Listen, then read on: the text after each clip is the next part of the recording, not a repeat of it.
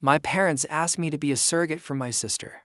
When I said no, my father curled his lip and said, "You've always been a disappointment. Your only value to this family is your womb."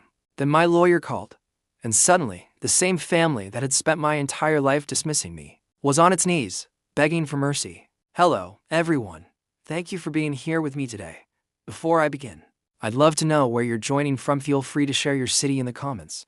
Now, let me take you back to the beginning. My name is Rachel, and this is the story of how my own family was willing to sacrifice my life to fulfill my sister's dream. None of this started with shouting or dramatic ultimatums. It began quietly in the small, everyday moments of my childhood. For years, I never thought I'd tell this story, but after everything that's happened, I need an outside perspective. It began with a phone call, one that came after 13 years of near silence from my parents. My husband, Walter, immediately felt uneasy. He said something didn't feel right. Neither of us could have imagined how right he was. To understand what followed, you need to know about my sister, Blair. Blair is 4 years older than me, and she has always been the golden child. Even when we were little, it was obvious she was everything my parents had ever wanted. She was smart, athletic, beautiful, effortlessly perfect. They called her their perfect princess, their golden apple, praising her every move. Then there was me. I was the surprise, the unplanned second child. And in my parents' eyes, that alone was a failure. I was born prematurely with a severe heart condition, and my early childhood was spent in and out of hospitals, enduring surgeries and endless treatments. My grandparents, bless them, covered most of the medical bills. Insurance wouldn't. My parents never forgot the cost. They didn't accuse me outright.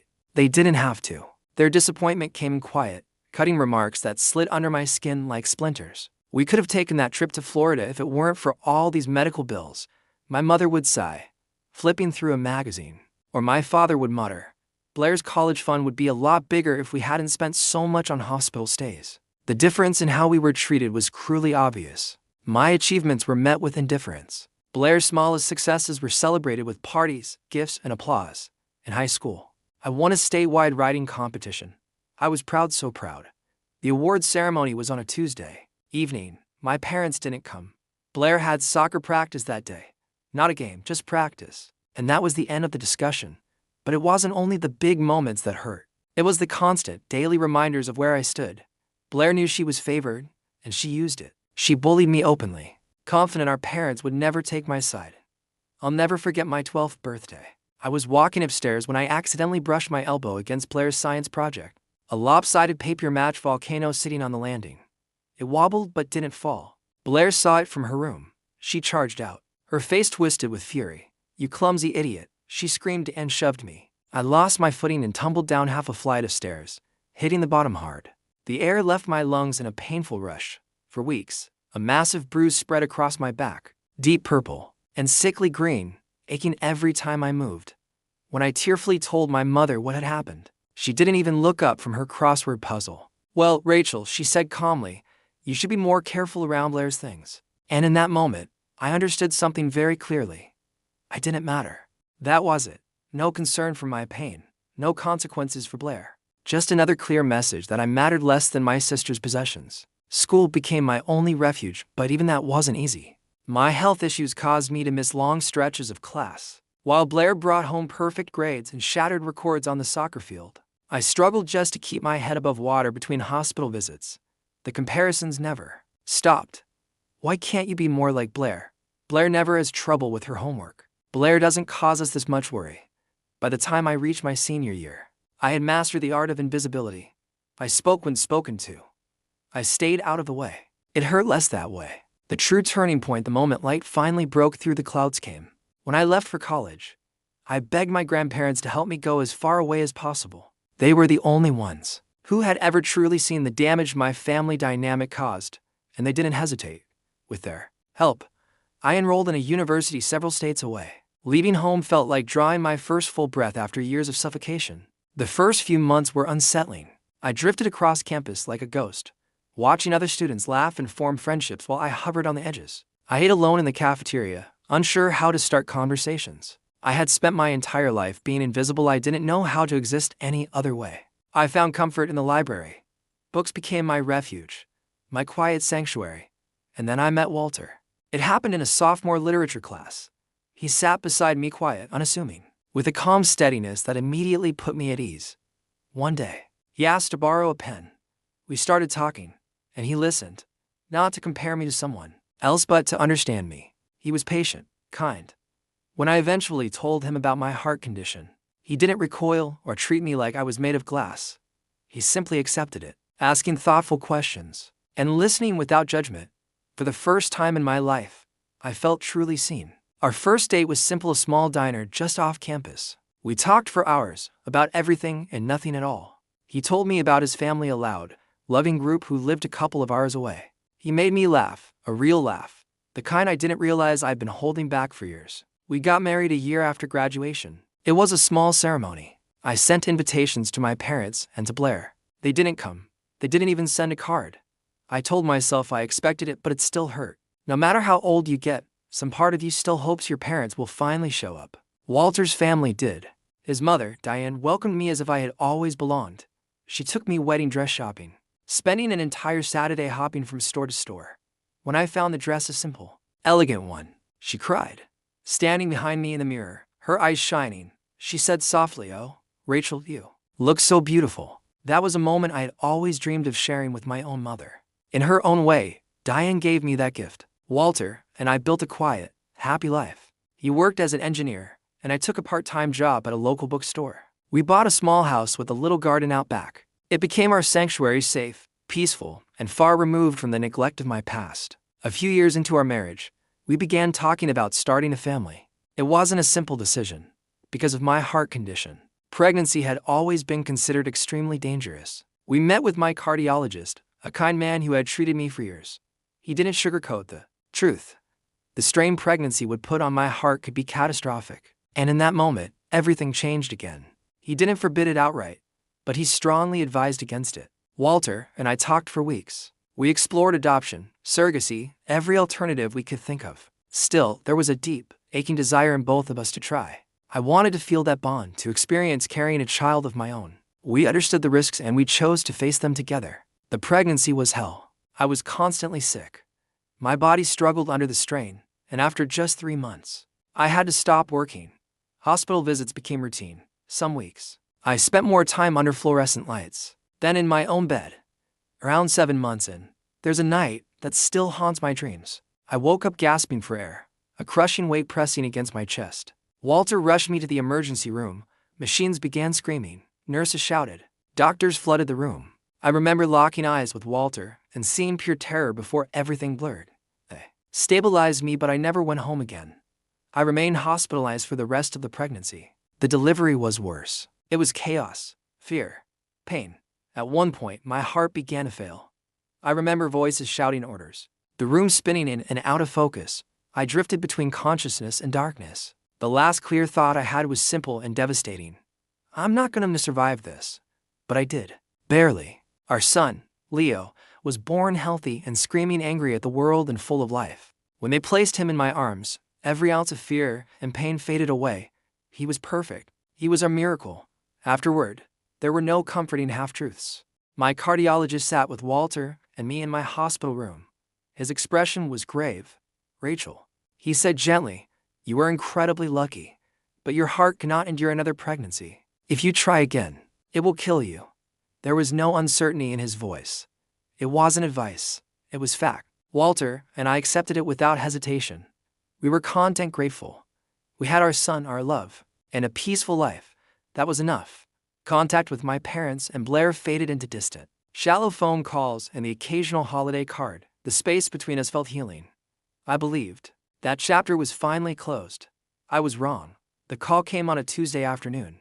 My mother's name flashed on my phone, and my stomach tightened instantly. We hadn't spoken in months. Rachel, she said, unnaturally cheerful. Your father and I need to talk to you.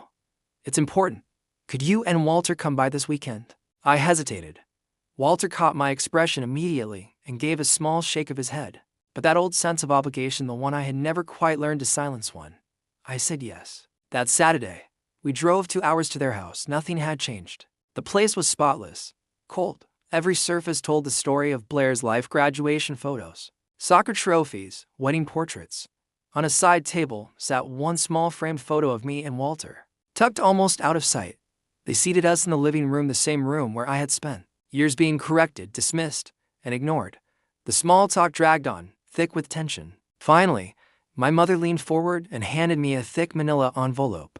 Her smile was tight, expectant. "We wanted to give this to you in person," she said.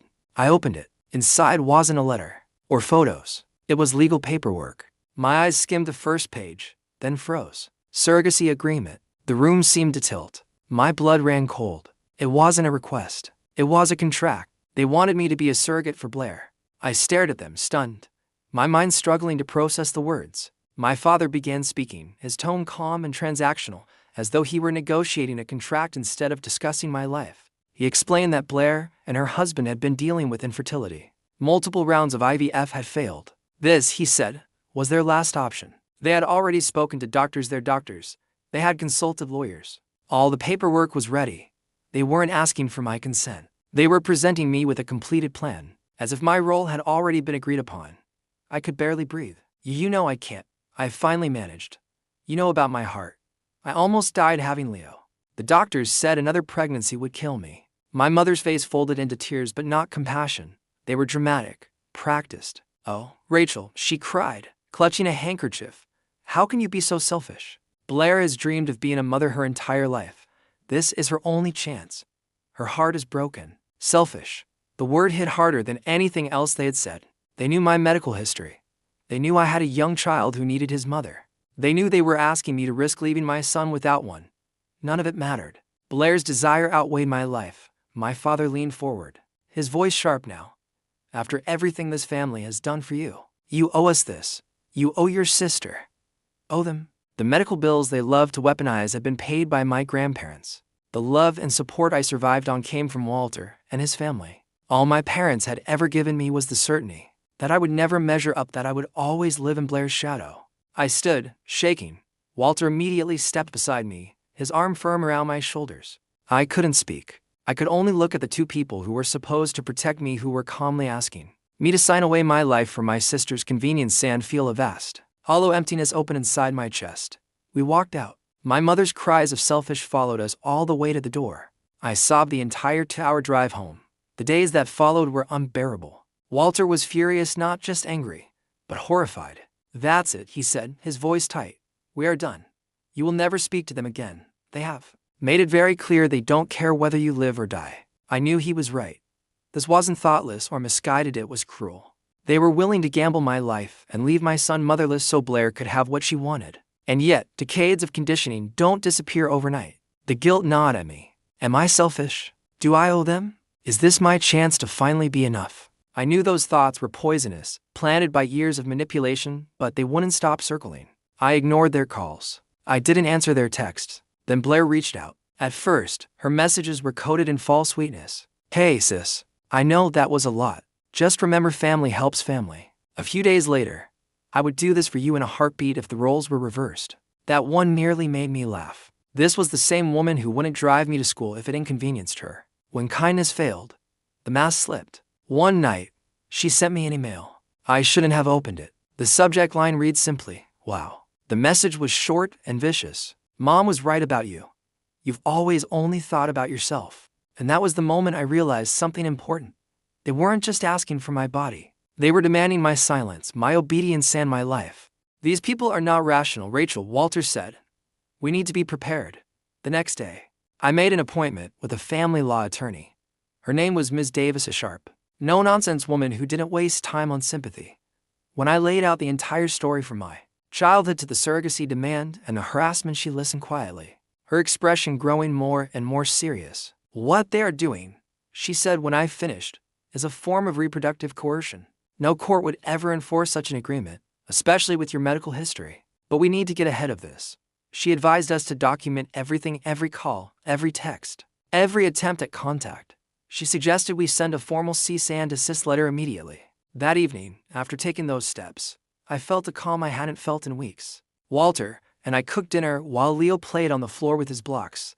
It was a simple, domestic scene, but it felt like a kind of victory. This was my life, my family, and I would do whatever it took to protect it. The guilt was gone. In its place was a cold, hard certainty. I was a mother now, and my first and only duty was to my child, not to the people who had treated me like disposable property. I thought blocking their numbers would finally give us peace. I should have known better.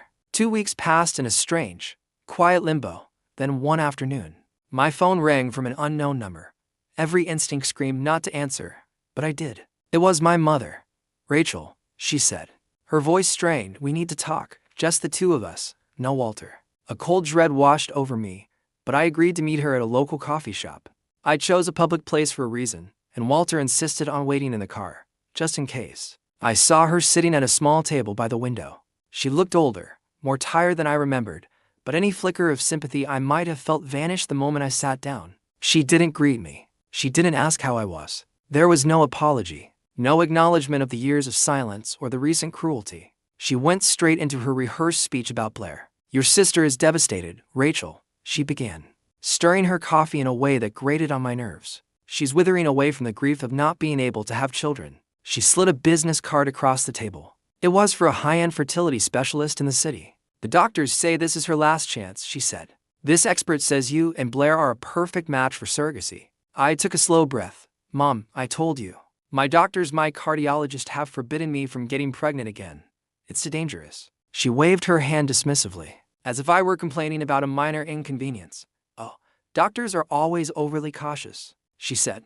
"Blair's specialist says the risks are manageable. They can monitor your heart closely." Manageable. The word hung in the air like a knife. She was talking about my life, my heart, as if it were a variable in an equation that could be controlled. Then the conversation took a darker turn. She spoke about family legacy, about bloodlines, and the importance of passing on the family name. And then she said it the words that confirmed what I had always suspected. "Blair deserves to pass on our genes more than you do, Rachel. She's the strong one, the healthy one."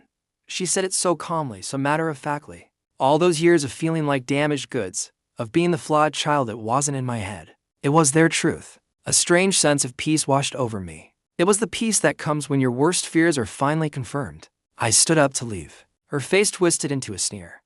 "I should have known you'd be difficult about this," she hissed. "You've always been jealous of Blair. This is your chance to finally do something for this family, and you're throwing it away." As I walked out of the coffee shop, leaving her sitting there alone, I didn't feel angry or hurt.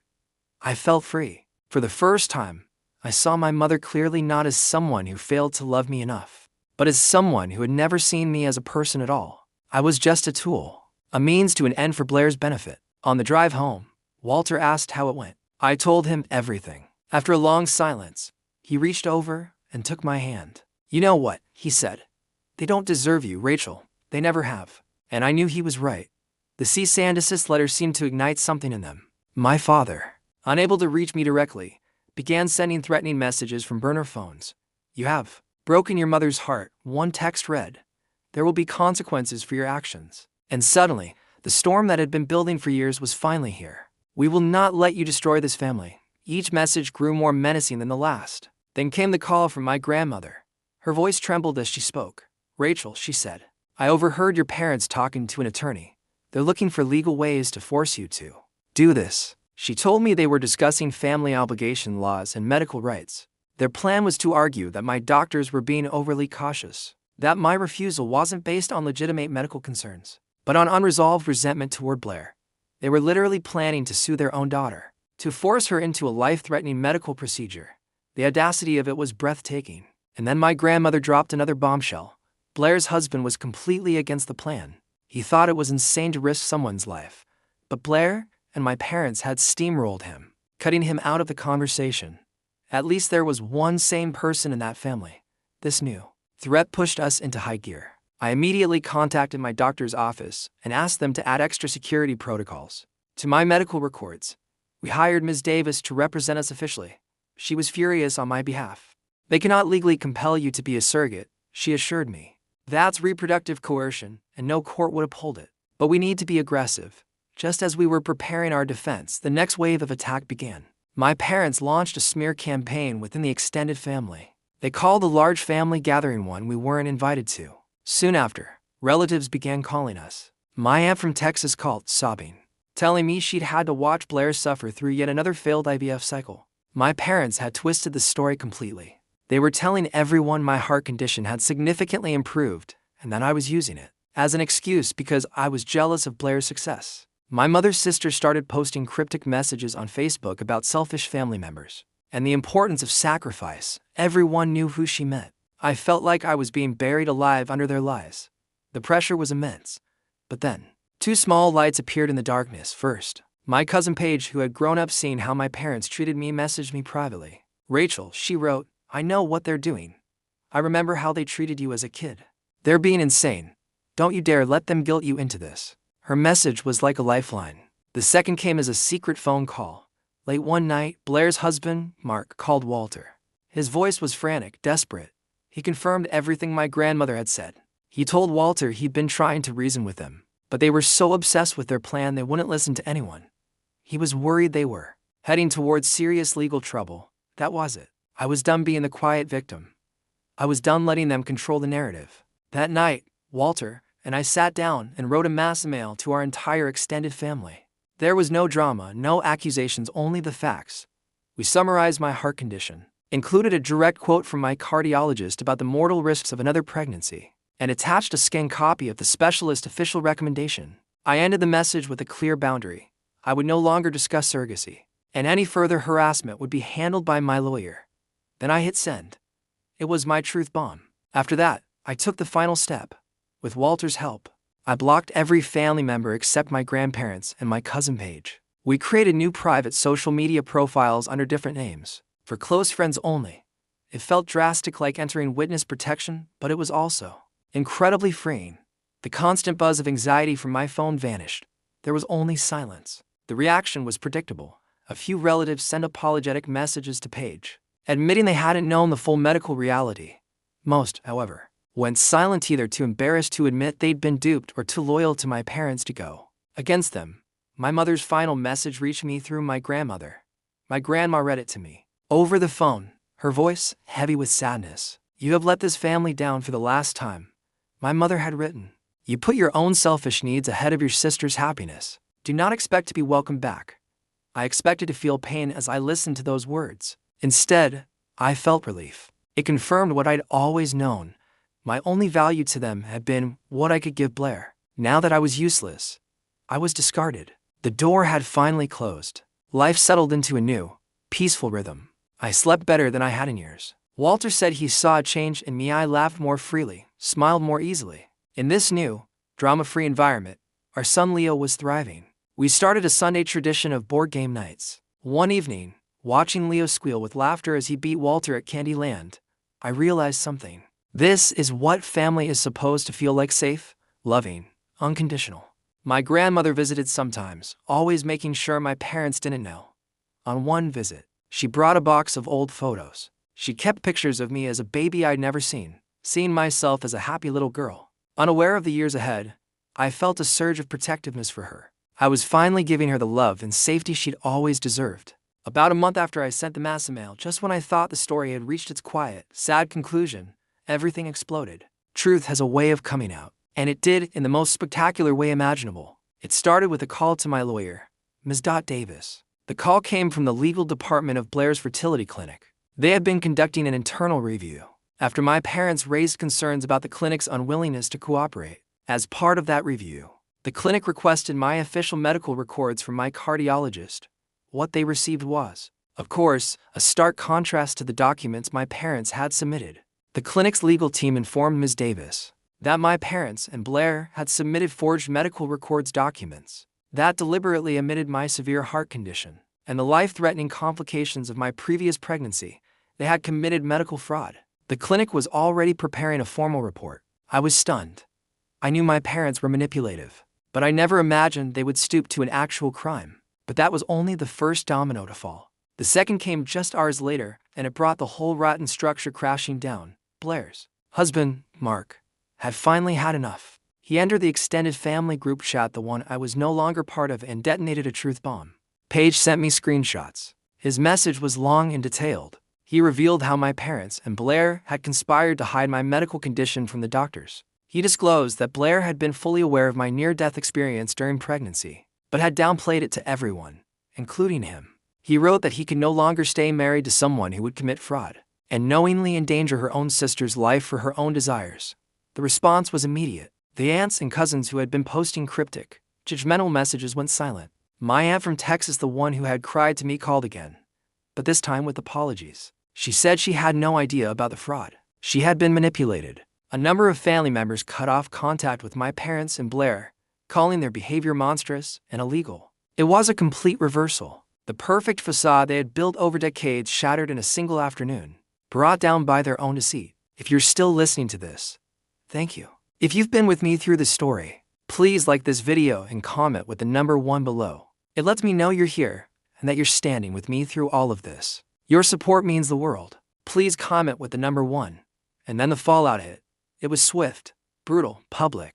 The family portrait my parents had carefully curated was ripped to shreds. Mark filed for divorce from Blair the following week. In his filings, he cited the medical fraud and the conspiracy against me as primary reasons. The news spread like wildfire. The golden child, the perfect princess.